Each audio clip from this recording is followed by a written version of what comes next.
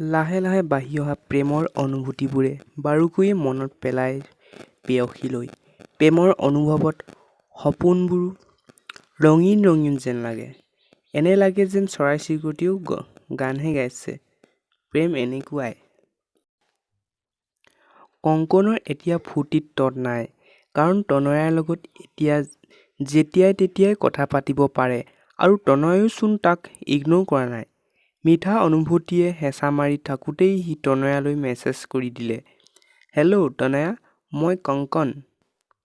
Message দি সি ফোনটিলৈ চাই থাকিল। Reply আশাত। আমাৰ সকলোৱে হয়তো এনেকুৱাই হয়। নিজৰ প্ৰিয়জনলৈ ফোন বা মেছেজ কৰিলে প্ৰত্যুত্তৰ আশাত ফোনটিলৈ বাৰে বাৰে চাই থকা।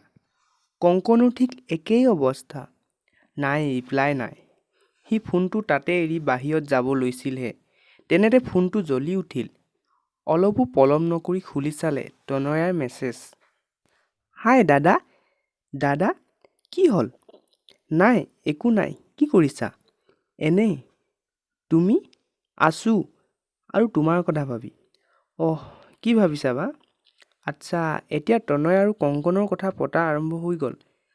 "আৰম্ভণিতে ভালেই লাগিছে। সিহঁতৰ কথোপকথন কিন্তু পাছলৈ বা কি হয়?" এতিয়া কংকন আৰু তনয়াৰ কথা পতা চলি আছিল। হঠাৎ কংকনৰ আনখন চিমত এটা মেছেজ আহিল। "হাই ৰক্তিম।" মেছেজটো তনয়াৰ আছিল। এতিয়া কংকন মানে ৰক্তিম, কিন্তু তনয়াৰ লগত কথা পাতিবলৈ কংকনে ৰক্তিমক সৃষ্টি কৰিছিল কাল্পনিকভাৱে। কিন্তু তনয়াইতো সেয়া নাজানে। কংকন বিবুদ্ধিত পৰিল। কাৰণ সঁচা কথা যদি কয়, সি তনয়াৰ ওচৰত সৰু হৈ যাব আৰু তনয়াই যদি তাৰ লগত কথা পতা বন্ধ কৰে। এতিয়ালৈকে সি তাইক ভাল পাওঁ বুলিও কোৱা নাই। যি কি নহওক, কংকনে ভাবিলে তনয়াৰ লগত অলপ ধেমালিকেই কৰোঁ। "হেল্ল' তনয়া, কি হ'ল? খবৰ এটা নাই যে?" "নাই, এনেই। তুমি ব্যস্ত আছো বুলি কৰা নাছিলা?" "বন্ধুৰ লগত আকৌ কিহৰ ব্যস্ততা?" কংকনৰ কি জীৱন! একেটাই মানুহ, একেজনীয়ে ছোৱালী। কিন্তু কংকনৰ দুই ৰূপ আৰু সেই ছোৱালীজনী এটাৰ লগত বন্ধু আৰু আনটোৰ লগত ভাতৃৰ সম্বন্ধ। এটাৰ লগতো প্ৰেম নাই। ৰক্তিমে মেছেজ দিলে, "তোমাৰ দুচকুৰ কাজলকণে মোক বৰকৈ আমনি কৰে জানা। তোমাৰ দীঘলকৈ বৈ পৰা মেঘালী চুলি তাৰি। তনয়া, তুমি ইমান ধুনীয়া কিয়?" তনয়া, "বাহ ৰক্তিম, তুমিচোন একেবাৰে কবি হৈ গলা।" এতিয়া কংকনটো কবি মানুহ। হেৰে সি প্ৰায় কথাবোৰ আওপকীয়াকৈ কয়। হেৰে বহুতে তাৰ কথাবোৰ শুনি ভালো পায়। কোনোবাই তাৰ লগত এবাৰ কথা পাতিলে সহজে এৰি নিদিয়ে। এতিয়া কথা হ'ল, কংকনে তনয়াৰ লগত দুই ধৰণে কথা পাতি আছে। এফালে কংকন তনয়াৰ লগত সি ফ্ৰী আৰু আনফালে ৰক্তিমো ফ্ৰী। পাছলৈ বাৰু তনয়া ৰক্তিমৰ প্ৰেমত পৰি যাব নেকি? কংকনৰ চিন্তা লাগি গ'ল। নাই, চলি থাককচোন। কংকন কলেজলৈ বুলি ওলাই গৈছে। পৰিপাটি সাজপাৰ। কোনোবাই দেখিলে সহজেই চকু যাব তালৈ। কংকনে লগৰকেইটাৰ লগত কথা পাতি আছে। কিন্তু চকুটো আঁতৰত থকা সেই তনয়াজনীলৈ গৈ আছে। এপাকত চকু পৰিল। তাইৰ চকুত আৰু হাতখন দাঙি হেল্ল' ক'লে আৰু তাইও।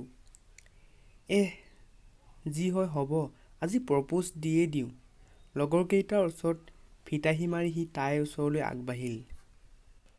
যেতিয়া প্ৰেমৰ বৰষুণে কাৰোবাক তিয়াই যায়, তেতিয়া কোনো প্ৰাচীয়ে সেই প্ৰেমিক-প্ৰেমিকাক ধৰি ৰাখিব নোৱাৰে। এনে লাগে যেন সেই প্ৰিয়জনৰ নামতেই গোটেই জীৱন ত্যাগ কৰিম। এনেকুৱা প্ৰেম বহুতৰে হৈছে, ঠিক মোৰো নোহোৱা নহয়। কিন্তু প্ৰেমেই জানো জীৱন? হয়তো হয়। প্ৰেম এক জীয়াই থকাৰ সম্বল। ওৰেটো জীৱন তাইৰ লগতেই কটাম, এনে নালাগেনে বাৰু? এই প্ৰেমে সকলোকে আঁতৰাই দিয়ে। নিজৰ মৰমৰ মা-দেউতাকো শত্ৰু কৰি দিয়ে।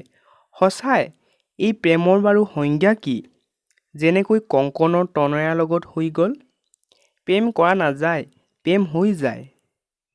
আপোনালোকৰ বাৰু প্ৰেম হৈছেনে? কংকন তনয়াৰ দিশত আগবাঢ়িল। আজি সি তাৰ সকলো অনুভৱ তাইৰ আগত কৈ দিব। এতিয়া আগলৈ বা কি হয়?